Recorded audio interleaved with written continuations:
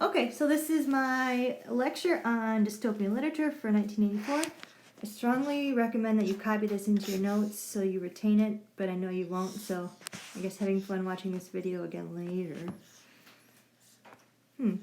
Okay, so there is no dystopia without utopia, so it's Greek for the word no place.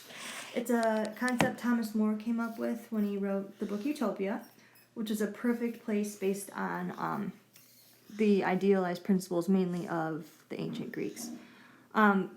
There are no really utopian novels because it'd be boring because there's no conflict, obviously. Then a dystopia, or sometimes called an anti-utopia, is a world where you take those idealized principles of the utopia and you pervert them to create the opposite of a perfect society. So if the principle is that everyone is equal for a utopia, then maybe a dystopia makes everyone equal by making everyone have an IQ of 20. Or if the idealized principle is that everyone is strong and beautiful, then it's perverted because everyone is strong and beautiful, so you come up with something else to judge people on based, I don't know, left-handedness or something. Okay, so there's 4 elements of the worlds presented by a dystopian society. So the first is that there are no social groups except for the we of this state. So if you have like the Hitler Youth or some other state-run group, those are the only groups allowed in a dystopia.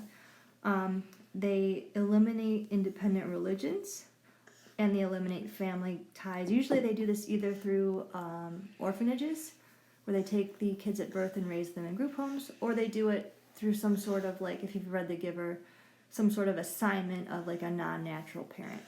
In Brave New World, which you might read if you take IB, everyone's just born on a bottle in an assembly line. Okay, also nature. So most traditional dystopian books are set in cities, so there's no nature. They're completely urban. And a character that goes out into nature, so if you think of Katniss in the Hunger Games, that shows freedom and rebellion. So usually they escape like under a fence or outside their city. Jonas in The Giver goes, is he on a bike? Is he on a sled? I forget. I don't know. Maybe he's just walking. He goes out and leaves the society and he sees trees. He's like, oh. And that represents his independence. Okay, the 4th element of the world is the politics of it. So the dystopian government has complete control over the citizens. So a utopia would have had ideal democratic principles, and a dystopian is the opposite. So those in power oppress those that they have power over, even though they'll claim it's a utopia. So basically they'll say something like, we're taking all your freedom to protect you, or we're taking your school away so that you don't think too much and get depressed, something like that.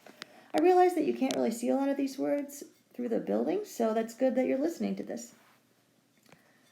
And then the 4th element is the economy. So in traditional dystopias like 1984, the state has control over the economy, and usually that'll lead to a shortage. So there's some sort of rebel black market. So if you think of the Hunger Games, there's, I think it's called the Hob, where they sort of buy and sell like rabbits that Katniss shoots for goods and stuff.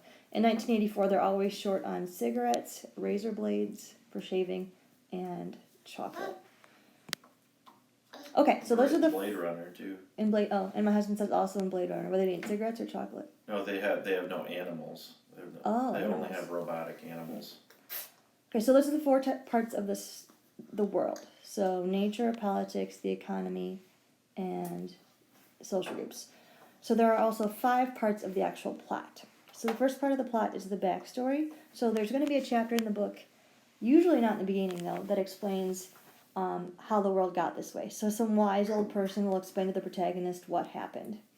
And because, except for Anthem, because dystopias usually take place in the future, there's going to be an explanation of future technology. So in 1984, there'll be an explanation of the telescreens and the thought police. There'll just be some person usually explaining it in a clunky way. The second part is the hero. So there's going to be a protagonist. He's supposed to be sort of an everyman, so he's not going to be super attractive, super hot, super smart. So not like Katniss. This is a traditional dystopia, who feels like something is wrong. And it's usually, a regular guy or gal to represent the everyman. If you've ever read any Kurt Vonnegut, his hero is totally different. So the Vonnegut hero is one who is important within the dystopian society, and he seeks to take it down from the inside. So, like, if President Snow didn't like his world, he'd be a Vonnegut hero, but obviously he wasn't. The conflict.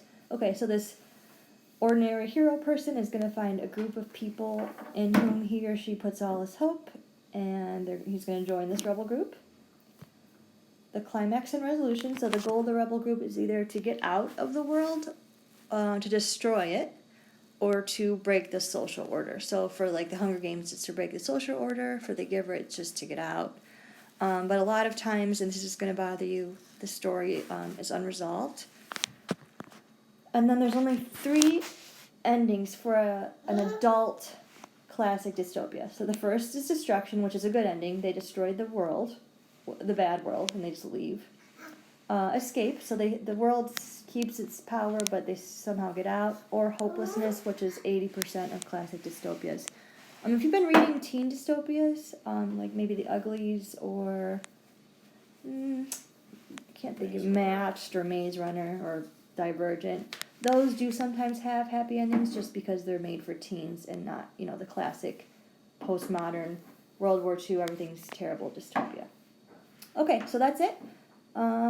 Stay tuned for 1984. Miss you, bye.